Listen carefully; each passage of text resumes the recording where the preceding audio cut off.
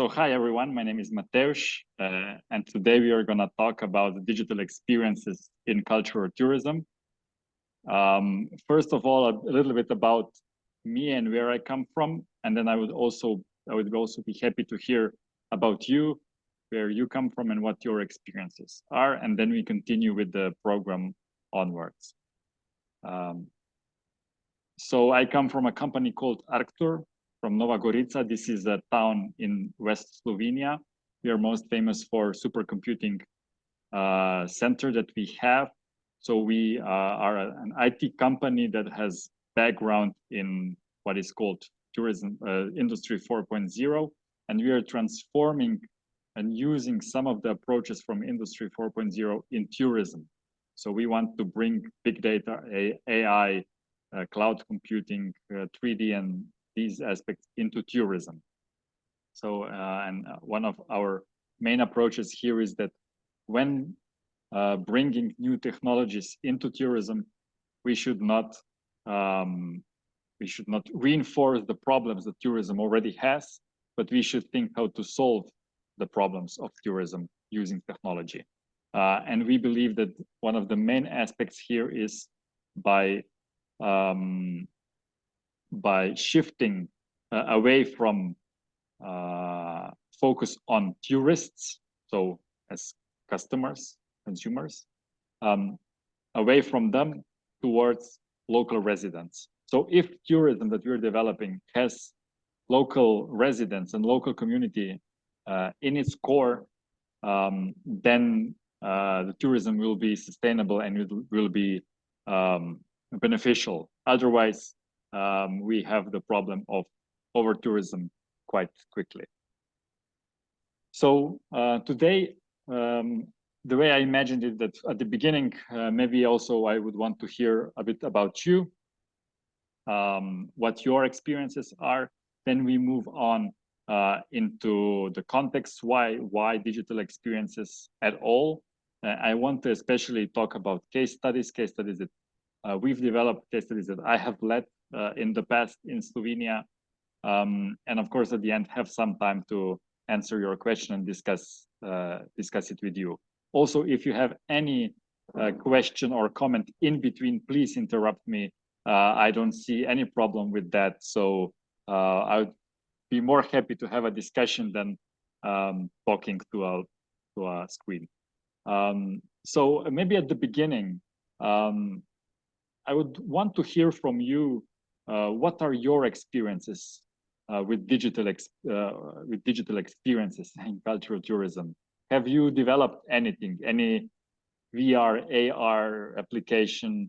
Have you used digital technologies in tourist experiences? And what are your opinions? Do you have positive, negative experiences? Do you have any example? So yeah, feel free, anyone who wants to start. Well, I'm going to take the chance then to speak about my case. In this case, where we are a startup established in Spain, and we are currently developing, we've developed an application which allows users to experience cultural tours from a digital perspective. All of our product is 100% digital. We mix the real world through our tours throughout the different cities we are working right now. And the main component is to basically use all of the technological potential that it has, the use of tracking people, knowing where they stop, where they're working, the time they spend. Also, if there are any correlations between the residents and also the stays or where they are moving around the city regarding how much they spend, how much they dedicate to complete our experiences. So basically, although we are not really using all that potential of the big data, our roadmap contemplates the use of all of this information and even more introduce AR elements so that the experience we create through our tour guides, through our tours throughout the city are even more immersive and also close the gap between the use of technology and the traditional tour guides, in which you are a passive member, in which you are only listening and not taking part of it. So, well, that's my experience. So very, very much related to what I will be talking today. And I will be happy to also listen to more and ask you more about your example later. Anyone else, any experiences with digital experiences or digital elements in tourism in your businesses or in your teams? Adolfo. Yes, I am Adolfo Ibanez, CEO of ePlace Heritage, okay, which is a side project in our company named Balkans Virtual Heritage. And we are a startup here in Valencia, in the Innovation Center of Valencia, the public one, Las Naves, in which what we try to create is a circular economy based on digital values of heritage.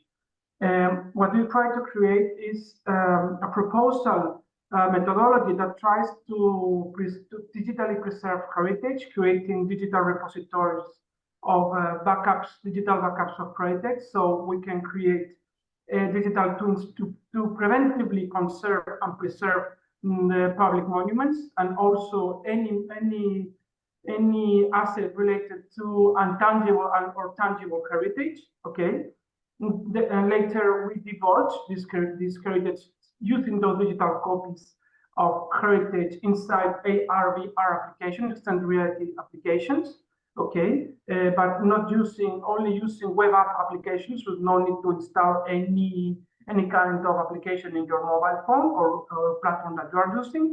And then we also make citizens and tourists participate from the preservation and conservation of the monuments they buy or they visit, because we have created the concept of digital souvenirs through a public system to tokenize the heritage with the warranty of the public institution, which is responsible for the conservation of the monuments. So if you buy one of our digital souvenirs, you're going to be able to collect all the monuments of the city you're going to visit as a souvenir.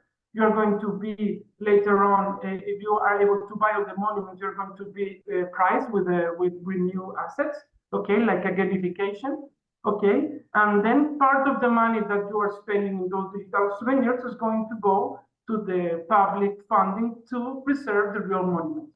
So it's like a circular economy in which we use tourism and citizenship as a tool to create a new funding for preservation of culture, memory, and heritage. Thank you very much. Good. Adolfo, this is already running, or you're developing it? It's already running by parts, but we are developing the whole technology because it's quite complex. We have to develop all the products from scratch practically. And we're starting to develop this year. My objective is before the end of the year, this is going to be working. We have already validated each part of the project, so we are working on it, work in progress. Okay, good. Thank you. Yeah, also very much related to what I will be talking, and maybe at the end, I will also ask others if you have any questions, comments, and so on. Now, not to take too much time, and let's run onwards. Okay, so basically, we all know that tourism can be good, but it can also be bad. So basically, we're looking for a balance in between, a balance between over tourism and under tourism. Everyone wants to develop tourism, but nobody wants to overdevelop it, and this is the crucial challenge here. Another challenge is, of course, that tourists are also changing. If traditionally tourists were more or less observers, in a way naive observers, now we see how really tourists want to experience. They want to experience destinations, so they want to immerse in the local culture. They want to feel the destination, feel the location that they're visiting, and because of that, also this term has been coined, the term for edutainment. So it's a mix between education and entertainment. And this is, especially in the field of cultural heritage and cultural tourism, this is very popular. So it's not entertainment, it's not education, it's something in between. And as many of these concepts, it's easier to theorize about it than to actually implement it. To implement it, you need to be very, very creative in a way to find this balance. And because of all of these, we see how digital content is becoming more and more important. With the social media, we've noticed basically how images have really become important element of tourism promotion.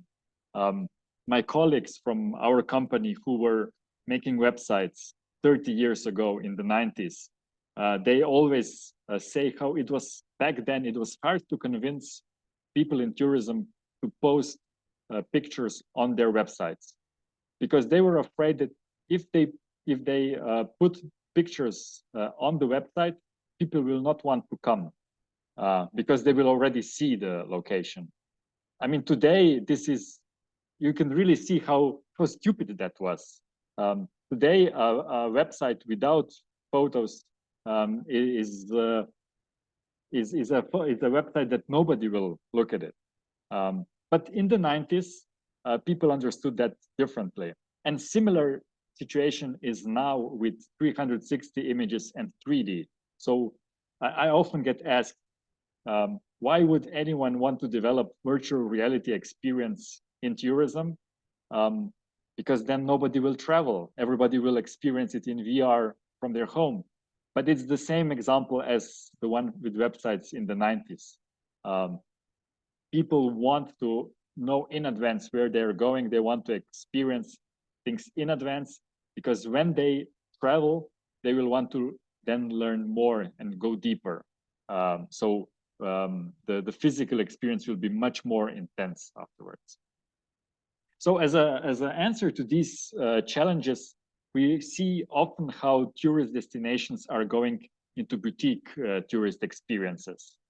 So they want to offer something different, something that is not the traditional group mass tourism with umbrella guide in front of them.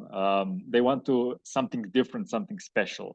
We also see how these new types of traveling has evolved. Concepts like digital nomadism and workstation, where people travel, but not as classical tourists. They in a way live there, but they're not natives, they're not inhabitants there. Also, we see how festivals and events are becoming important, because festival and events in a way are a culmination of happenings in very short time. Many of the things happen. That's why many festivals are popping up. And I'm not talking here about festivals such as these large one, the Woodstock type of festivals. It's the small type of festivals. It's festivals for 1,000 people. Here in Croatia, we see how basically on Croatian coast, almost every town has a festival for a very specific niche of people coming there. And another answer to these challenges are digital experiences that I will talk today. So it's trying to augment the physical experience with digital aspects. So the main idea is that using digital technologies, we can show and tell more. We can convey more information to the visitor, more than is physically available there. And when I say more, it's not just about more information, it's about more experience, more interaction. And because this is often the problem, especially those of you who work with cultural heritage or in culture, you know that people want interactivity. So they want interactive elements. And in museums, this is often not the case, because many of the museums are still in this do not touch mode of working. And when we talk about digital experience, I want to stress that it's not just about technology. Technology is just one part of digital experiences. In my opinion, the storytelling part is much more important in this aspect. You can have an experience with super technology, but with bad storytelling, and people will not like it.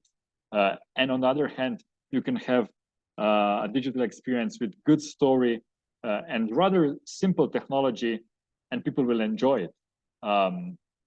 So storytelling, in my opinion, is very important here. And this is this balance that also we are searching here.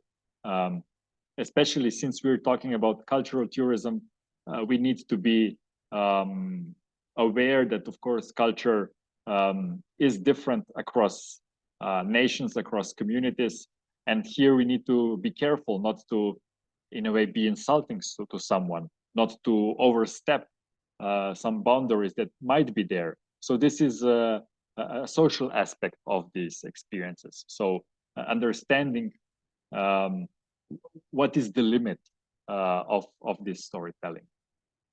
We at Arctur, we've been working on such examples, on such cases since 2012 or so 2019, 2020, 2019, yeah. And we've developed a toolkit that I will also share with you afterwards in the LinkedIn group. Basically, it's an introduction how we would do these things. And in the next few examples, I want to show it to you how we did it. So here I want to now share with you a video that we've been part of, and it, let me know if the transmission is very bad, or if you cannot, if the image is popping.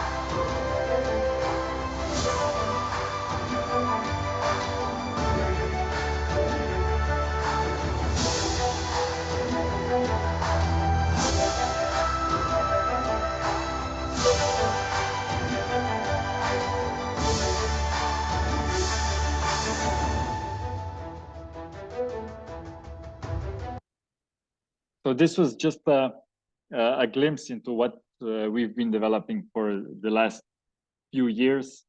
David, I know this for you was nothing new, but for the rest of you, I hope that you got some inspiration to come to Slovenia and visit some of the locations here with us. Basically, what I at this point I want to stress is that so how in Slovenia these projects were done, and I think it's an interesting concept, was that the state of Slovenia has developed so-called Slovenia unique experiences based on 10 criteria. None of these criteria is digital, but we did digital experiences using these using these criteria. And this made us rethink what is digital experience. So digital experience is, as I said previously, it's not just a technology endeavor. It's something bigger. It's something that you need to think something other aspects first. And in the next few case studies, maybe I want to stress some of these elements that, in my opinion, when doing digital experience, we should be careful about. First, let's go to Velika Planina. Velika Planina is a mountain pasture above, it's more than 1,500 meters above sea level. And we've basically scanned the whole region, the whole, this plateau, the mountain plateau. It's famous for small huts, small wooden huts from shepherds that used to have sheep and other cattle there. Basically, the idea was how to present the history of that area using digital technology, because often people come here, they of course observe the nature. The nature is super beautiful, but they don't understand the history of the area. They don't understand that this was inhabited in ancient times, so in prehistory already. So, and the second challenge was how to bring technology into this pristine natural environment. And the main decision here was not to bring technology into this environment. And I think this is what I want to stress with this example, is that maybe digital experiences are not for everything and for everywhere. We need to think when it's suitable to use them. And what we did here, we still developed basically a very large interactive screen. You could, maybe in the video previously, you could see, you could rotate these, this image, you could click on these dots here, then different elements popped up. But this was not placed at the location. This was placed down deep in the valley, in the town, for those who have not yet decided to travel to this area, and for those who cannot travel. So for people on wheelchairs that just have troubles reaching that area because of the gravel and of course the terrain that is there. A second, so this was a very simple example, and my main conclusion is maybe digital experiences are not, we should not put them everywhere. So I start with this exclamation mark. And then the second example is an example from the region of Posavia. The region of Posavia is in east of Slovenia, and it is known for its castles. So here the idea was, we wanted to present the castles of the region, and these castles are basically relatively far away. They're like 1 hour far away from each other. So it's hard to present them in one space at one of these castles. But we decided to present them in the spa resort. So basically in the spa resort, where there's the highest number of visitors, we've created a so-called digital room. That room is full of digital technologies, with virtual reality glasses, with holograms, with interactive screens. And the entrance to that room is free of charge. Basically, the idea is that especially children, kids, when they're in this spa resort, when they're there for the 3 days and they're in a way tired of the pools, swimming and jumping in the water, that they find inspiration what to do here. So this is the idea, that they visit the room. You see, it's relatively small room, but packed with technology. And the idea is that here technology is inspiration. Technology is not an end goal. The end goal is the visit of the cultural heritage site, is the visit of the castle. Technology is another way of making a brochure. So instead of creating a paper brochure, for the castles, we created this room, and in my opinion, it's of course in the opinion also of the manager of the castles, it's much more effective because it's engaging, it's immersive, and it's something that attracts younger generation. So this second example is about technology as a means for something else. So in the room we have these holograms that you have already seen previously in the video, and in the room there is also a starting point of a mobile app.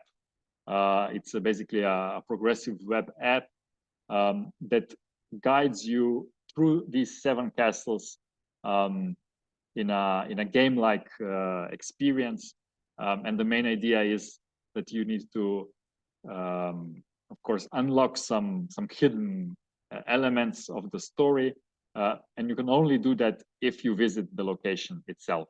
So here I'm talking, as I said previously, technology as a means to bringing people to experience things physically.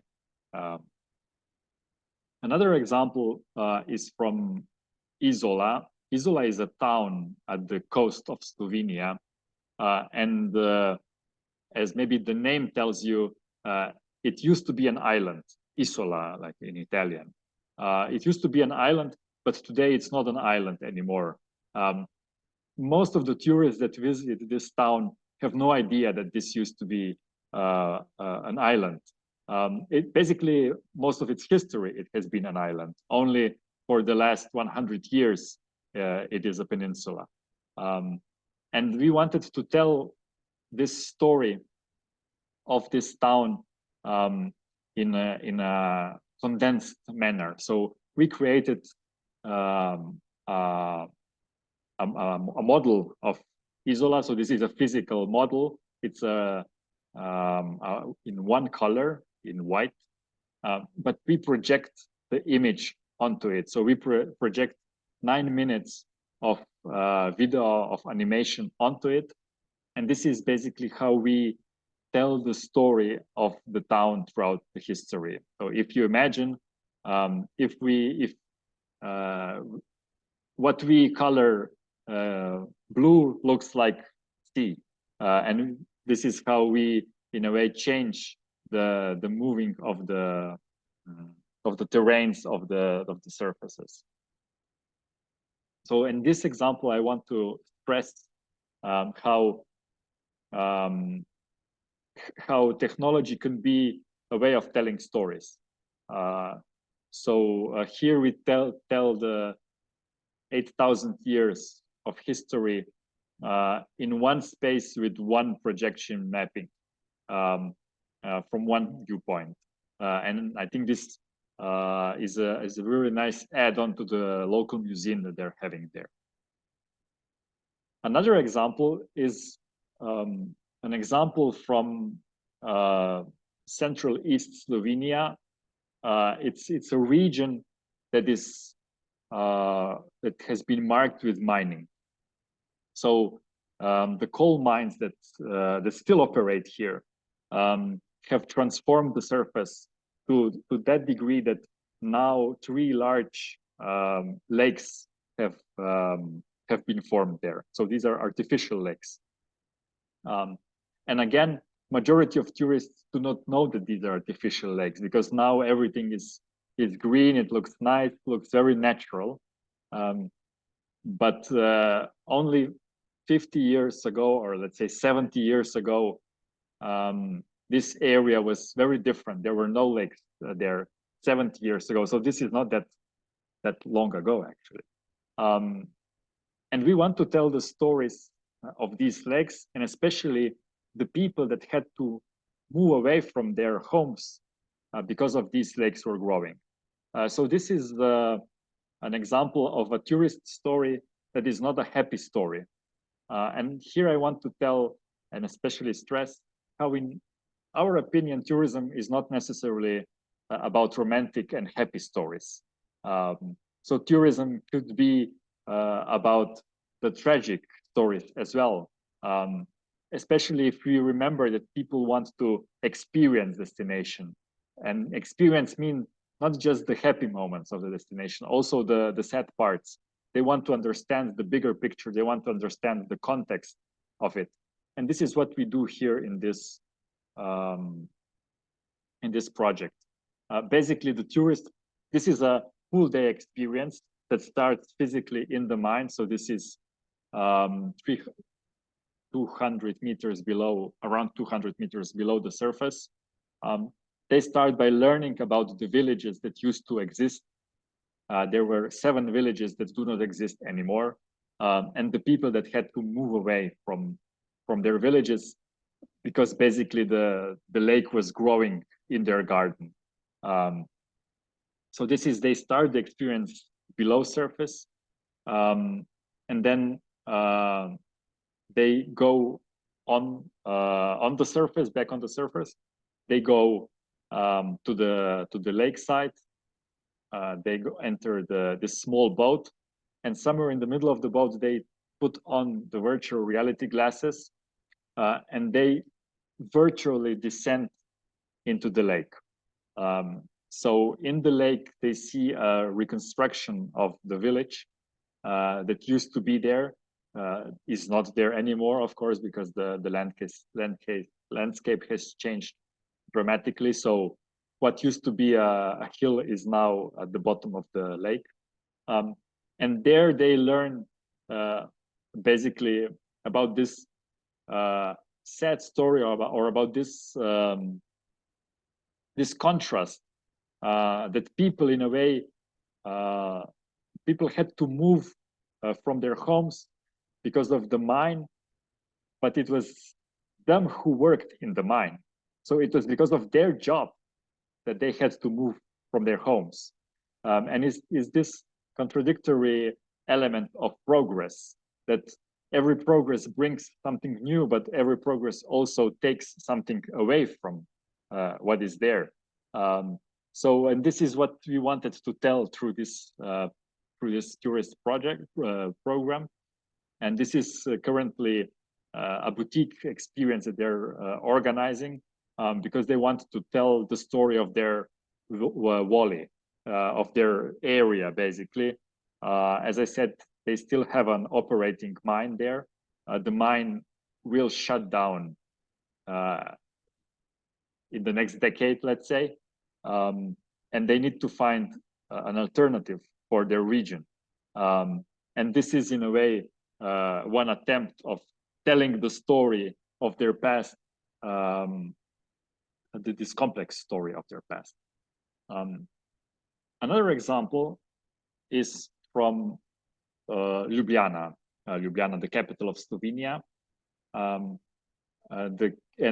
especially the masterpieces of Plečnik. Plečnik was a man. He was an architect from the first half of the 20th century, and he, as an architect, has basically defined what is Ljubljana today.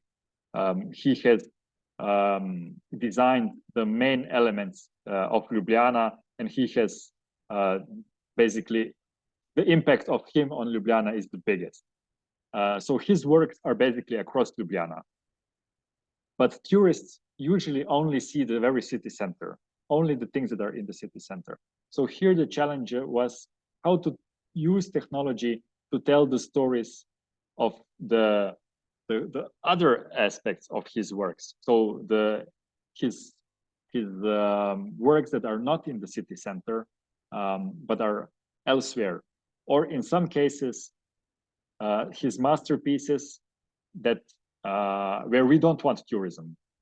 This is what I at the beginning said, that sometimes over tourism is problematic, especially, for example, Plečnik, the architect, he designed also the main cemetery of Ljubljana, and of course we don't want tourists at the cemetery.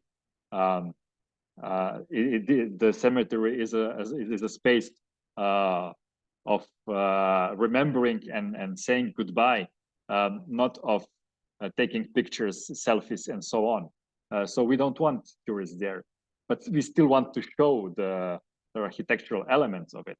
So this is why we developed VR and AR application. And this is a video about it.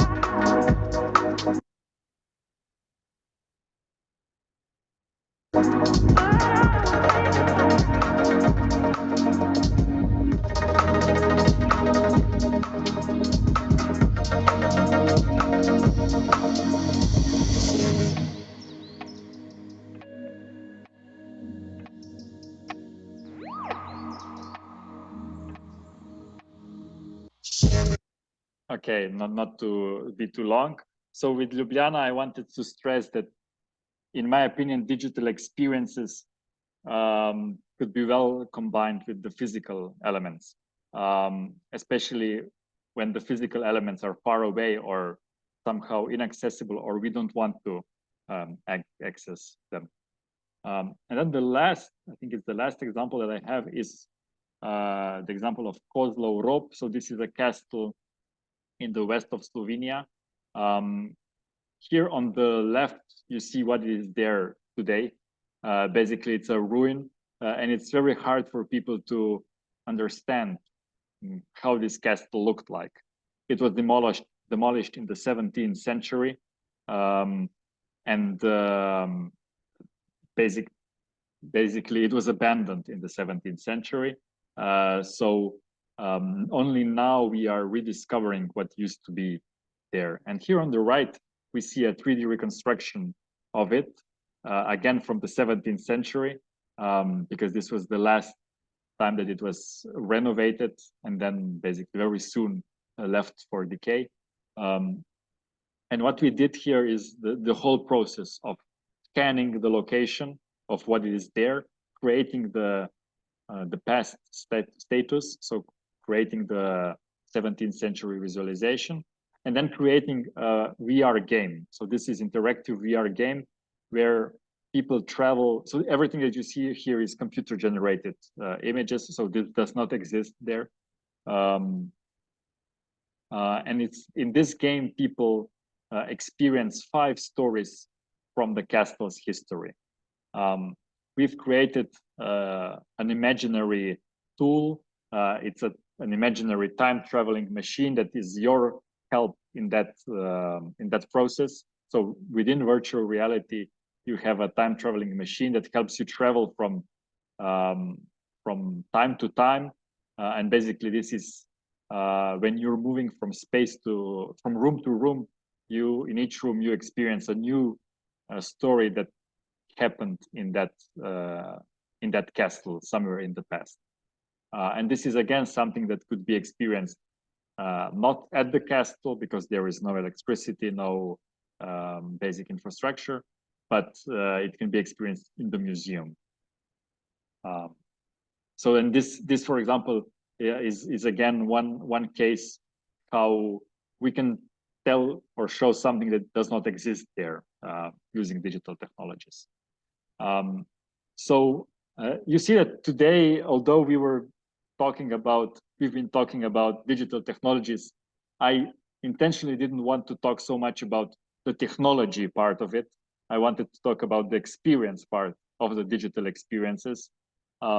Because in my opinion, as I said already in the beginning, technology comes second. In my opinion, the most important question that you need to answer if you want to develop such things is who is the target group, and what do you want to tell? And based on that, you decide which technology you will use. I've often heard people saying, I don't like virtual reality glasses, or I really like holograms. But I would say, I would comment, it really depends what you want to tell or what you want to convey, and especially to whom. I would never recommend creating virtual reality experience for elderly people, because the technology is just too new and too unknown to them. So they will not experience the content, but they would only deal with the technology. And on the other hand, with younger kids, virtual reality glasses are intuitive. So there's something that they understand without instructions, without tutorials. So in my opinion, that's the takeaways of today's, let's say, this presentation would be that when creating digital experience, you could go big or you could go small, depending what you want to do. This last example that I did of castle, the last castle, this is something that basically happened. Every year we do something additional, so it's not one big project, it's a year through year improvement. And as I said, yeah, transformative narrations. So how can we tell a story that is unknown, unheard, or that is hard to explain in words in traditional manners? As I already said, message and target group are the main one here. And in many cases, as I already shown today, and maybe if you have understood here, is that these tools are good marketing and branding tools, but not necessarily monetization tools. So to sell such experiences it's hard. At least when I speak for Slovenia, this is not an easy task. In most of our cases, the technological experience is an add-on to the physical one. And people are happier to pay for the physical experience with a digital element than 100% digital experience.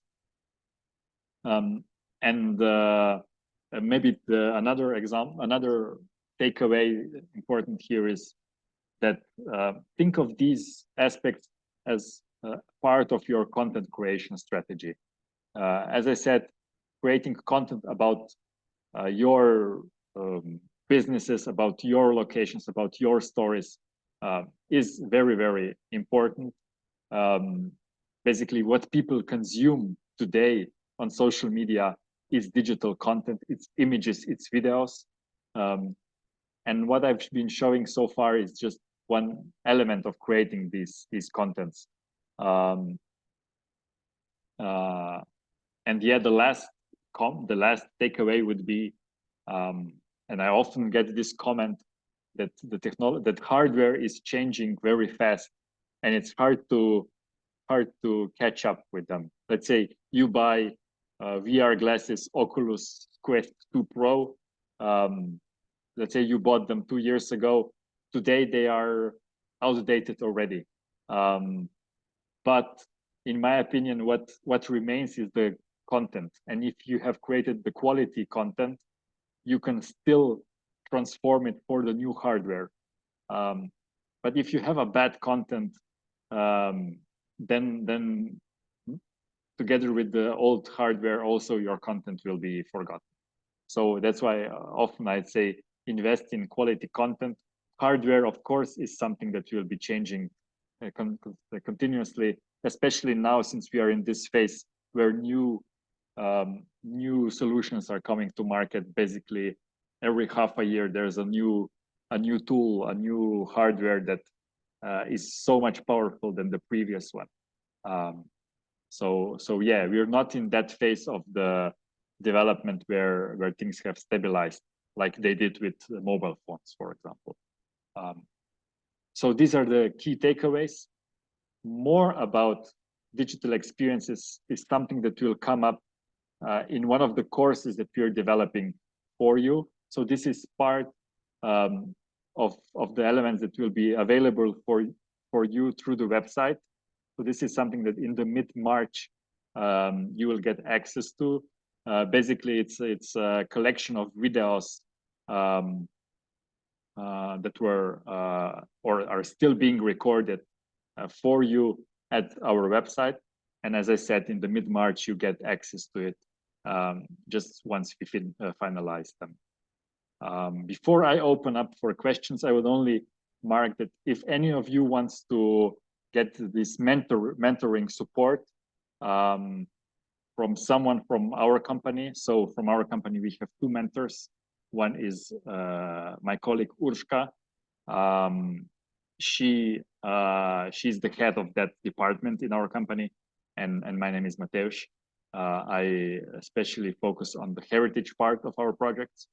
And if you are interested into mentoring or talking about your cases or being more practical on your examples, just send me an email, and I can book or we can schedule a Zoom call or something like that and discuss your projects. So these are the dates that are, let's say, preferred by Urshka and me. There are also some other possibilities. So yeah, just send us an email. We will find a way. I know that Michal invited you to use the booking system, but this booking system, I believe it's not, it's kind of complicated, or it's not working the best. So maybe if you want to be sure, just write an email. And at this point, I would want to basically open up for your questions and your comments. We still have, let's say, 10 minutes of discussion. Yeah, please go ahead. Jesus? Yeah, well, first of all, thanks for the presentation. It's amazing the work you're doing on Arctur. I'm really during the part of the presentation, I was feeling a bit frustrated because we are trying not to replicate the exact products or the exact services you're doing here in Spain, but once we started working on our project at the beginning, we envisioned some of the elements you are trying to push on Slovenia, and to see that they are being that they're working and they're finally being put available for the users is an incredible feat, and I'm really trying. Well, I'm looking forward to have. I will write an email to you to try to have a mentorship with you if it's possible, to learn more about how you've been able to push all of these use of technology to the masses. Because here in Spain, and I think my other colleagues here from Spain will corroborate my position, it's really difficult to establish any type of technology linked to tourism, because they are looking always for fast and economic solutions instead of trying to innovate. They are always asking to innovate, but when the price comes up, everyone prefers the other alternative. So it's a bit complicated. So I would really like to hear more from you to try to learn any tips that we can try to apply here in Spain. Yeah, maybe just quickly answer. Also in Slovenia, it's hard. It's not easy here. But where I see an important element is in trainings and capacity buildings.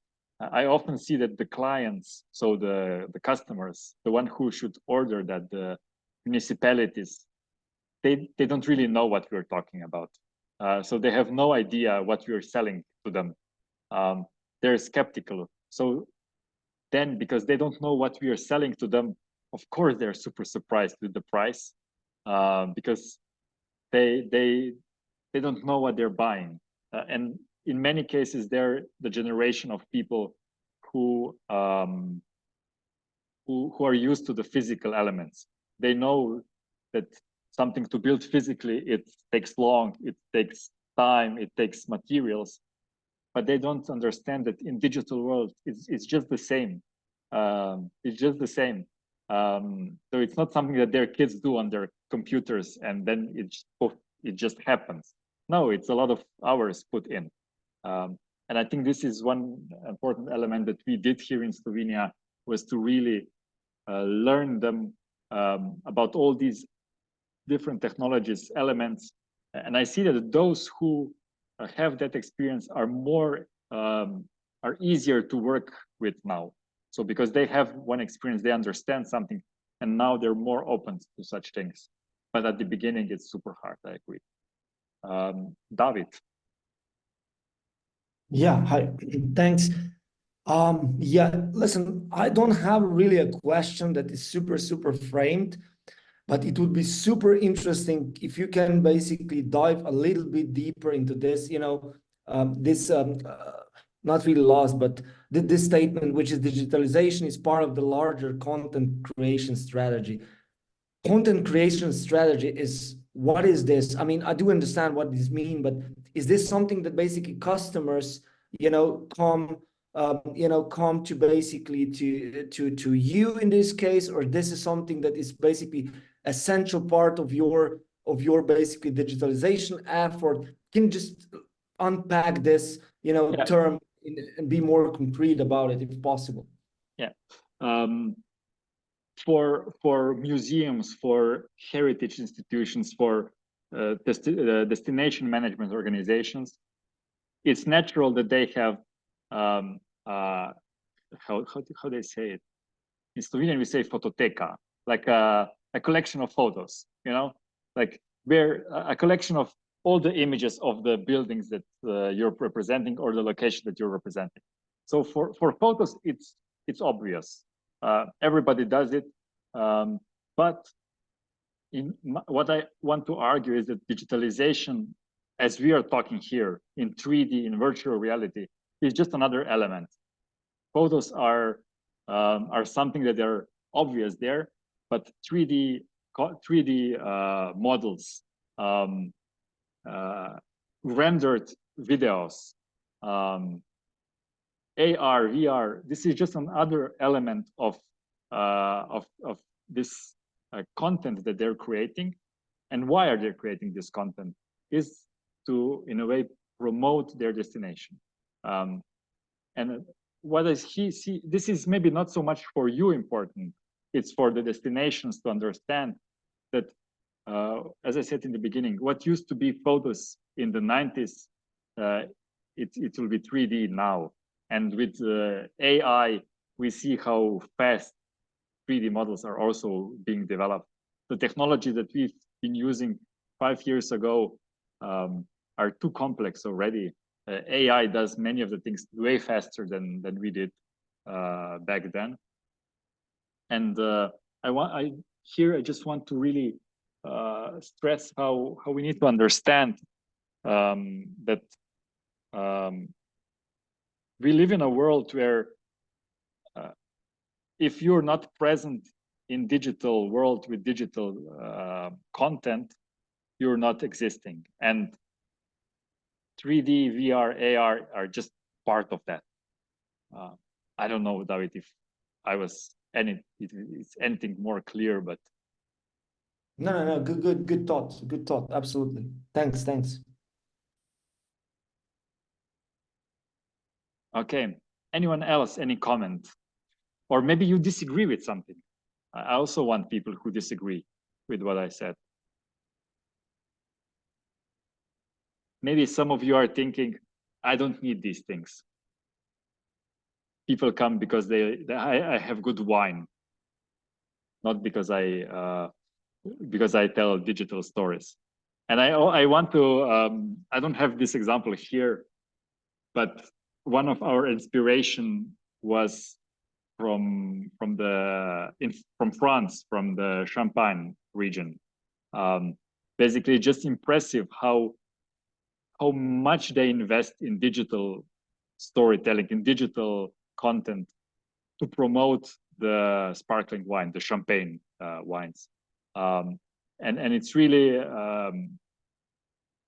there you really understand how basically everything that you do in tourism is about telling stories. And yes, you can tell stories with your words, but with images, it's so much more powerful. And if these images are immersive, it's again more and more powerful. Yes, wines are good, but to educate people about wines, it's good to give them some background. And you can give people this background with digital technologies. For example, what we did here in Slovenia is in one wine growing region, we wanted to in a way make people aware that to get a glass of wine, some people need to work every day in the vineyard. So this is not something that happens in September when you collect the grapes. It's something that starts in January and then continues basically throughout the year. You need to care for the vineyard. So how to tell this to people? We put 360-degree cameras in the vineyard in all 4 seasons. And we created virtual reality experience. It's 360-degree video, basically. So in 3 minutes, you see all the occasions that people need to care of the vineyard, that needs to, I don't know, bring the manure, cut the small, I don't know the English name. Yeah, like cut the wines. All the steps from basically January to September when it's time to collect the grapes and go into the wine cellar. So this is a virtual reality experience that is about this care, and this is part of the is located in one wine growing center. It's a small house where they make tastings of local wines, but they also want to tell the story of how these wines were made and who took care of them. Okay, anyone, any question, any comment, any proposal?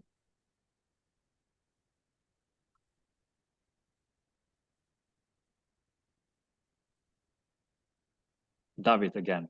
Yeah, sorry, just maybe one thing. You mentioned at the beginning that basically the tourism 4.0 is focused on people, on people, locals, instead of tourists. Can you basically unfold this a bit?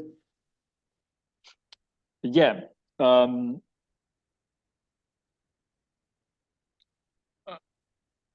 to explain?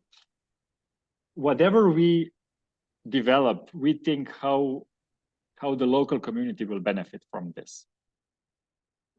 While in most of the tourists, this classical tourism development projects, you firstly think how the tourist will enjoy it. And if the local communities does not like it, it's their problem.